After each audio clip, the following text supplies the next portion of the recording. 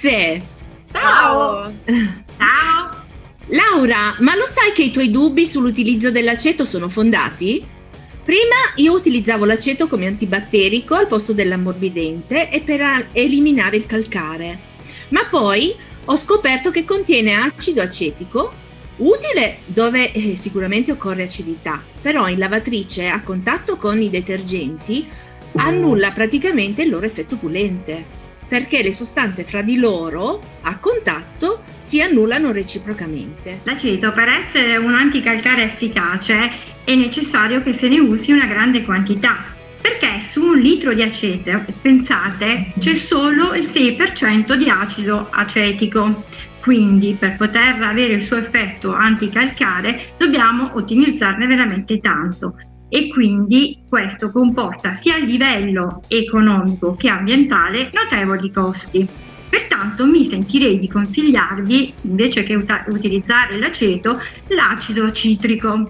Inoltre, Antonia, l'acido acetico è anche corrosivo, aggressivo per le superfici metalliche della nostra lavatrice.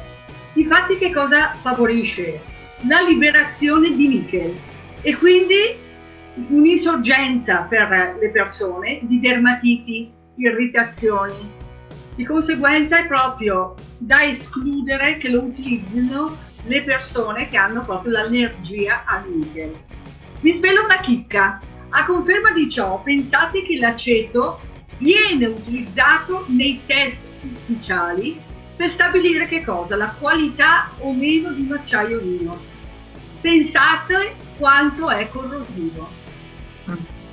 Mamma mia Laura, e a proposito di test, voglio dirvi che ho scoperto che Fabrizio Zago, che è uno scienziato esperto proprio in quello che sono i detersivi ecologici, ha voluto fare un esperimento facendo 2 lavaggi con 2 lavatrici completamente identiche. In una ha inserito l'aceto, nell'altra l'acido citrico, e pensate cosa è successo? Che nell'acqua di scarico della lavatrice che era stata usata con l'aceto c'era una quantità di metalli 12 volte maggiore rispetto a quella che era stata utilizzata con l'acido citrico. Caspita. L'aceto, ragazze, io lo uso solo per condire l'insalata.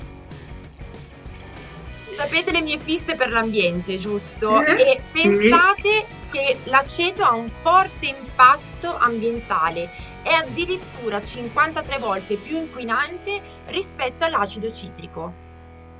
Infatti, per eliminare solo l'1% di acido acetico occorrono ben 1667 litri di acqua, confronto ai 313 litri per la stessa quantità di acido citrico. Lo sapevate?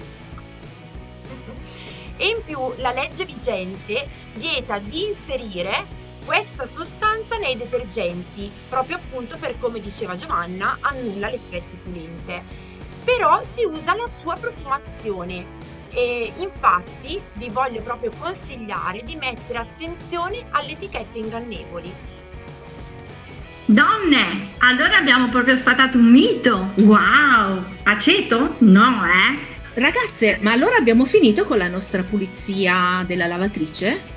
No, Gio, manca un elemento importantissimo. È vero, infatti seguiteci nel prossimo video che lo verrete a scoprire. E guardate anche il nostro video guarnizione come pulirla. E se avete delle domande scrivetele qui sotto nei commenti. E mi raccomando, iscriviti al canale. Attiva la campanella. Mettici un pollice in su e condividi. Ciao! Ciao!